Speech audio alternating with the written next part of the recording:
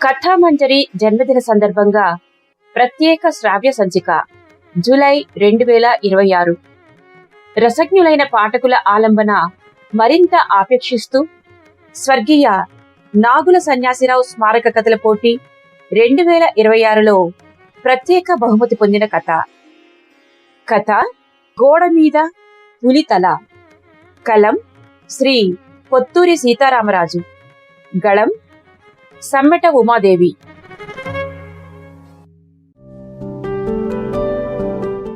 British సామ్రాజ్యం హయాం మంచి ఉచ్చదశలో ఉంది. సంస్థానాల్లో రాజులు వినోదంలో మునిగి తేలుతున్న రోజులు. పెద్ద పులి వేటకు వేలకు వేలు ఖర్చైనా లెక్క చేయకుండా రోజుల తరబడి అడవుల్లో క్యాంపులు వేసి అడవి జంతువులను వేటాడి మద్యం తాగుతూ మాంసం తింటూ వారు ఉన్నన్ని రోజులు ఆనందాన్ని అనుభవించటం ఆనాటి రాచరికపు ఆనవాయితీ. ఆలమండ దివానంకి పులివేటకు వస్తున్నట్టు జమీందారు కాకర్లపూడి జగన్నాథరాజు గారికి వర్తమానం అందింది. వెంటనే హాలెండ్ కంపెనీకి పురమాయించి వైస్రాయ్ గారి బరువుకు ఎత్తుకు తగ్గట్టుగా పులివేటకు తగిన తుపాకీని తయారు చేయించి తెప్పించాడు జగన్నాథరాజు. అనుకున్న సమయానికి వైస్రాయ్ గారు దిగారు. అంగరక్షకులు, కార్లు, మంది మార్బలం, గుర్రాలు, వేటకుక్కల అరుపులు, ఒక్కటేమిటి ఎక్కడ చూసినా మృగయా వినోదం, కోలాహలం. ఆ రాత్రి జగన్నాథరాజు గారి ప్రైవేట్ ఫారెస్ట్ గెస్ట్ హౌస్ లో వైస్రాయ్ గారు ప్రత్యేకంగా దిగుమతి చేయబడిన తుపాకీతో ఒకే దెబ్బతో పెద్ద పులిని కిక్కురు మనకుండా కాల్చేశారు. ఆ పులి శరీరాన్ని చెప్పిన సమయానికి అనుకున్న చోటకు వైస్రాయ్ గారు ఉన్న మంచ దగ్గరికి కొంతమంది పనివాళ్లను పెట్టి తోలుకొచ్చేలా చేయించాడు జగన్నాథరాజు. జగన్నాథరాజు గారి షికారీ నిర్వహణ దక్షతను తెగమెచ్చుకుంటూ వైస్రాయ్ గారు శ్రీరాజా అని బిరుదునిచ్చారు. తుపాకీ మీద శ్రీరాజా కాకర్లపూడి జగన్నాథరాజు పేరును చెక్కించి జీవితాంతం ప్రాణప్రదంగా చూసుకుంటూ వచ్చాడు. ఒకరోజు జగన్నాథరాజు గారు కాలం చేశారు. జగన్నాథరాజు గారి కుమారుడు నరసింహరాజు తండ్రి గారి తుపాకీతో చాలా పులులను వేటాడి దివానం పేరు నిలబెట్టడమే కాకుండా ఒకసారి దివానం ఎస్టేట్ తగాదాలో 1/2 డజన్ మంది తిరుగుబాటుదారులు లోపలికి చొరబడి దాడి చేయబోతే ఆ తుపాకీతోనే కాల్చి చంపాడు. ఆనాడు కోర్టులో ఆ చర్య ఆస్తి రక్షణ, ఆత్మరక్షణ కోసం దాడి చేయబోయే వారిని చంపటం న్యాయసమ్మతమేనని తీర్పు ఇచ్చింది. అప్పటి నుంచి నరసింహరాజు గారు అంటే ఆ దివానంలో అందరికీ హడల్. తగవుకు దిగితే తుపాకీ చూపించేవారు. ఆయన కూడా కాలం చేశారు. తరువాత బ్రిటిష్ సామ్రాజ్యం అంతరించింది. సంస్థానాలు, సంస్థానాధీశులు పోయారు. పోయింది పోగా అలమండ దివానానికి శ్రీరాజా కాకర్లపూడి నాగేంద్రవర్మ వారసుడయ్యాడు. తరతరాలుగా వస్తున్న ఆ తుపాకీని మాత్రం అలనాటి వైభవ చిహ్నంగా తాతలు చంపిన పులి తలల మీద అందంగా అమర్చాడు. నాగేంద్రవర్మకు కూడా వేటంటే సరదానే. రాచగుమడం నుంచి కుచ్చర్లపాటి రమణరాజు, దంతులూరి ఫకీర్రాజు వచ్చి కలిసి వేటకు వెళ్లేవారు. కుచ్చర్లపాటి రమణరాజు దగ్గర మరో 2 తుపాకులున్నాయి. మొత్తం 3 తుపాకులతో వేటకు బయలుదేరేవారు. వీరిద్దరూ అడవి పందులను, దుప్పులను వేటాడేవారు. ఒక్క నాగేంద్రవర్మ మాత్రం పెద్ద పులి కనిపిస్తే మాత్రమే వేటాడాలని నిర్ణయం తీసుకున్నాడు. ఎందుకంటే వారి తాత ముత్తాతలు పులివేటలో గజవేటగాళ్లు. తరతరాలుగా జింకలను, దుప్పులను కొట్టొద్దని వారసులకు సగౌరవంగా నచ్చచెప్పేవారు. పులి కనిపిస్తే తుపాకీ పేల్చే అదృష్టం కలిగేది. లేకపోతే అది ఖాళీగానే ఉండేది. కోటలో విషాదంగా గోడకు వేలాడుతూ ఎన్నో పులులను చంపిన ఈ తుపాకీకి నిజంగా ఇప్పుడు పనిలేదు అని అప్పుడప్పుడు స్నేహితులతో బాధపడుతుండేవాడు నాగేంద్రవర్మ.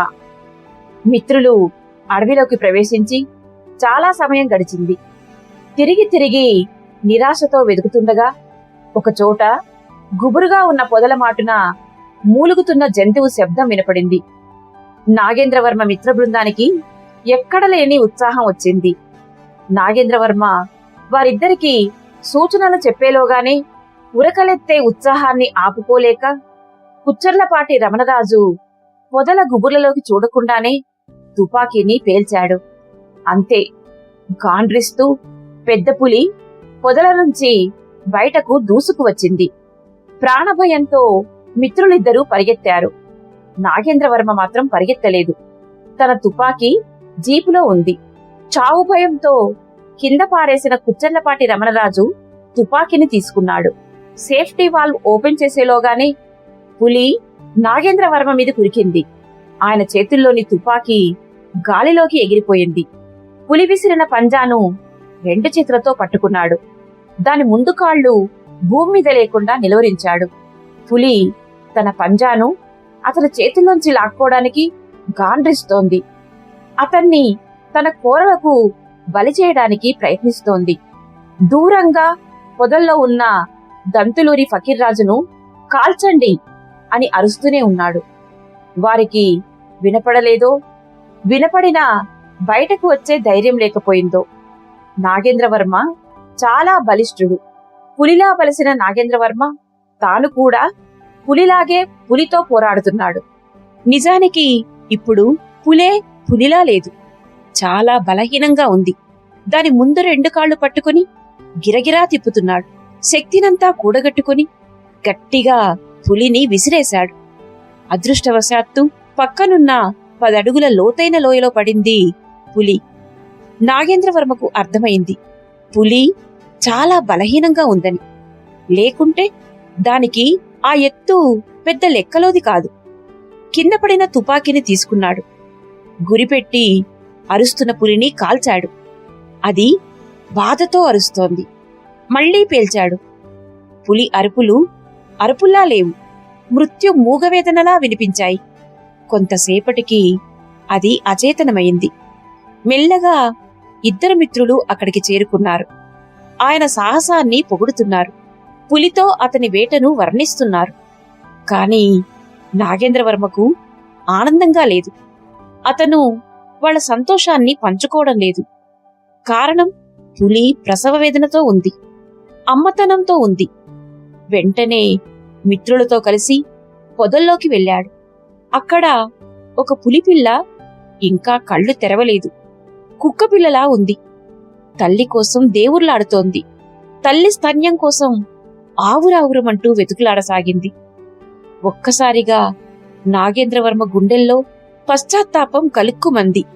కళింగ యుద్ధంలో పారిన రక్తపుటేరులు చూసి చెలించిపోయిన అశోకునిలా అతడిలో వైరాగ్యం ఆవహించింది.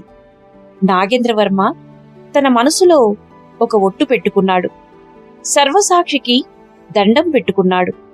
మనస్సు ఆవేదనతో మూలుగుతోంది. మళ్లీ అడవికి వేటకు రానని, వన్యమృగాలను మృత్యువుకు బలిపెట్టనని ఒట్టు పెట్టుకున్నాడు. అతనిలో మేల్కొన్న మానవత్వపు మార్ధవాన్ని మిత్రులిద్దరూ గుర్తించలేదు.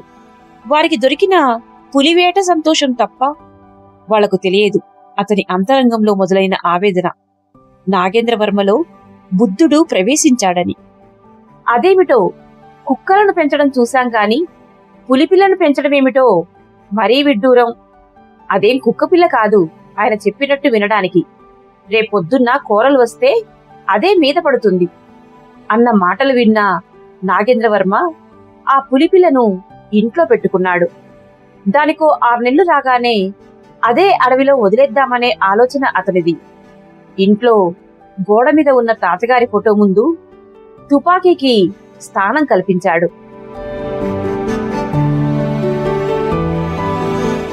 10 రోజులు గడిచాయి. గ్రామంలో చిన్న అలజడి. శిథిలమైపోయిన రాముడిని బయటకు తీసి ఆయనకొక కుటీరం కడదామని తను ప్రయత్నం చేస్తే కొందరు తిరుగుబాటు చేస్తున్నారు. ఇంటి ముందుకు వచ్చి ఉదయాన్నే గొడవ పెడుతున్నారు. సహనంగా ఓ అరగంట చూశాడు. తన మనుషులు వెళ్లి మాట్లాడారు. వాళ్ళు వినడం లేదు. వాళ్ళ చేతుల్లో ఆయుధాలు ఉన్నాయి. పరిస్థితి బాగా వేడెక్కిపోయింది. నాగేంద్రవర్మకు తండ్రి జ్ఞాపకానికొచ్చాడు. ఒకానొక సమయంలో తను ఒక 10 మందిని తుపాకీతో హతమార్చాలనుకున్నాడు. ఒక్క అంగలో వెళ్లి పులి తల మీద అమర్చిన తుపాకీని అందుకున్నాడు. వద్దు బాబు వద్దు, రోజులు మారిపోయాయి, ఇప్పుడు రోజులు మనవి కావు అంటూ నౌకరు నారయ్య నాగేంద్రవర్మ చేతిలోని తుపాకీని బలవంతంగా లాక్కున్నాడు. నాగేంద్రవర్మ పరిస్థితి బోనులో ఇరుక్కున్న సింహంలా ఉంది. జుట్టు పీక్కున్నాడు. తుపాకీని చేతిలోనికి తీసుకొని ఆప్యాయంగా తడుముతూ, నువ్వు నా దగ్గర ఉన్నా ఉపయోగించలేని కాలంలో నేనున్నాను. ఇదే మా తండ్రిగారుంటే ఈ పాటికి రక్తం ఏరులై పారేది అన్నాడు. బయట జనం ఇంకా గేటును తోసుకుంటూ వస్తూనే ఉన్నారు. దూరంగా స్తంభానికి గొలుసుతో కట్టబడిన పులికూన తన యజమానికి ఏదో ఆపద ముంచుకొస్తుందని ఊహించి గాండ్రిస్తూ జనం మీదికి ఉరకడానికి సిద్ధపడుతోంది. నాగేంద్రవర్మ తలుపులు తీసుకుని బయటికి వచ్చాడు. తుపాకీని పైకెత్తి తన మీదకు విరుచుకుపడుతున్న జనాన్ని గురిచూసి, అడుగు ముందుకు పడిందా పిట్టల్లా రాలిపోతారు. నా చేతిలో ఏముందో తెలుసుగా, అసలు మీకు కావాల్సిందేంటి అని అడిగాడు. మాకు పంచిన బంజర భూమి పక్కన దేవుడి మాన్యం అనుకున్న స్థలంలో మీరు రామాలయం కట్టకూడదు. ఇది మళ్లీ మాకు ఇచ్చిన భూమిని మీరు ఆక్రమించుకోవడం కాదా అని వారిలో ఒకడు దూకుడుగా ముందుకు వచ్చి ప్రశ్నించాడు. మీరంతా బయట ఉండండి, నువ్వు లోపలికి రా, దాని గురించి ఆలోచిద్దాం. అనవసరంగా గొడవ చేసి రక్తపాతం సృష్టించకండి అన్నాడు నాగేంద్రవర్మ. వద్దు, చంపేస్తారు, లోపలికి వెళ్ళొద్దు, అందరం వస్తాం అంటూ మిగతా వాళ్ళు ముందుకు రాబోయారు. ఆ భయం మీకు అనవసరం. రాజకుటుంబంలో పుట్టినవాడిని. అసహాయులను చంపడం మా వంశంలో లేదు. మీకు అభయమిస్తున్నాను అంటూ హుందాగా లోపలి గదిలోకి వెళ్ళాడు. అతని వెంట దూకుడుగా మాట్లాడిన వ్యక్తి కూడా లోపలికి వెళ్ళాడు. కూర్చోండి అంటూ ఎదురుగా ఉన్న కుర్చీ చూపించాడు. అతను అనుమానంగా చూస్తూ నిలబడ్డాడు. పర్వాలేదు, చెప్పండి అంటూ నమస్కరించి కింద కూర్చున్నాడు. మా తాతలు ప్రతిష్ఠించిన దేవుడి భూమిలో సీతారామాంజనేయ విగ్రహాలు బయటపడ్డాయి. అవి ఎప్పుడో పురాతన కాలం నాటివి. 4-5 తరాల ముందు మా పూర్వీకులు అక్కడ రామాలయ నిర్మాణం చేసి ఉంటారు. అవి కాలగర్భంలో కలిసిపోయాయి, ఇప్పుడు బయటపడ్డాయి. ఊరి జనం అంతా నా దగ్గరికి వచ్చి అక్కడ రామాలయ నిర్మాణం చేయమని అడిగిన తర్వాతనే నేను నిర్ణయం తీసుకున్నాను. నా నిర్ణయానికి తిరుగులేదు. భారతదేశంలో అన్ని మతాల సారం ఒక్కటే. మిగతా మతాల వారు తమ మతానుసారంగా చర్చిలు, మసీదులు ఎన్ని కట్టుకున్నా హిందువులు అభ్యంతరం చెప్పరు. అందరినీ గౌరవిస్తారు. అన్ని మతాల వారిని ప్రేమిస్తారు. ఈ ఎస్టేట్ అంతా మాదే. దీనిలో ప్రతి గడ్డిపోచా మాదే. మీకు వదిలేశామా లేదా? ప్రజాసేవకు అంకితమైన మా కుటుంబం ఒక అరచెక్కలో గుడి కడితే మీ నుంచి మాకు దాడులా? నా కంఠంలో ప్రాణమున్నంత వరకు అక్కడ గుడి కట్టడం మాత్రం మానను. అందరం ఎవరి ధర్మాలను వాళ్ళు కాపాడుకోవాలి. అంతేకాని చెప్పుడు మాటలు విని ఎదుటివారి నమ్మకాలని, ధర్మాన్ని గౌరవించకుండా మీరు తిరగబడితే ఈ తుపాకీతో మిమ్మల్ని కాల్చి కాల్చి తర్వాత నేను కూడా నేల కొరిగిపోతాను. 10 నిమిషాలు ఆలోచించుకొని మీ నిర్ణయం చెప్పండి. అదేంటి రాజావారు, ఉత్తపుణ్యానికే మిమ్మల్ని ఎందుకు చంపుతాము? మా వెనుక కొంతమంది కుహానా రాజకీయ నాయకులు మమ్మల్ని మీ మీదకు తోలారు. ధర్మప్రభువులు తప్పుడు మాటలు విని మీ దగ్గరికి వచ్చాము, క్షమించండి అంటూ బయటికి వచ్చి రాజా నాగేంద్రవర్మ బాబుకి జై అంటూ దిక్కులు దద్దరిల్లేలా అరిచాడు. జనం జై జై అంటూ జయ జయ దానాలు చేస్తుంటే నాగేంద్రవర్మ ప్రశాంత వదనంతో తుపాకీ చేత పట్టుకుని బయటికి వచ్చాడు. అందరూ నమస్కరిస్తుండగా చిరునవ్వుతో ప్రతి నమస్కారానికి ప్రతి నమస్కారం చేసి లోపలికి వెళ్లిపోయాడు. జనం వెళ్లిపోయారు. నాగేంద్రవర్మ హాల్లో సోఫా మీద వాలి గదంతా కలయి చూస్తున్నాడు. తాత తండ్రుల తైలవర్ణ చిత్రాల మీద సాళీళ్లు తిరుగుతున్నాయి. మాసిపోయి చివికిపోతున్న పులి చర్మాలు, ముడతలు తెరుతూ జీర్ణావస్థలో గోడలకు వేలాడుతున్న పులుల తలలు గత వైభవాన్ని వెక్కిరిస్తున్నాయి.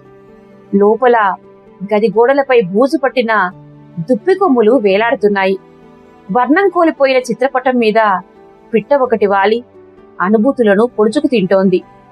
తన జీవితంలో జరిగిన దుస్సంఘటన ఇప్పటికీ గుర్తురాగానే గుండెల్లో కలుక్కుమంటుంది. కొత్తగా పెళ్లైన తన కొడుకు కోడలు అన్నవరంలో వ్రతం చేయించుకొని తన తమ్ముడు కోట రామచంద్రపురం రాజబాబు ఆశీర్వాదం తీసుకోవటానికి వెడుతున్నప్పుడు మార్గమధ్యంలో కారు ప్రమాదానికి గురై ఇద్దరూ ఆస్పత్రిలో మరణించారు. ఇది ఎవరు చేసిన పాపం?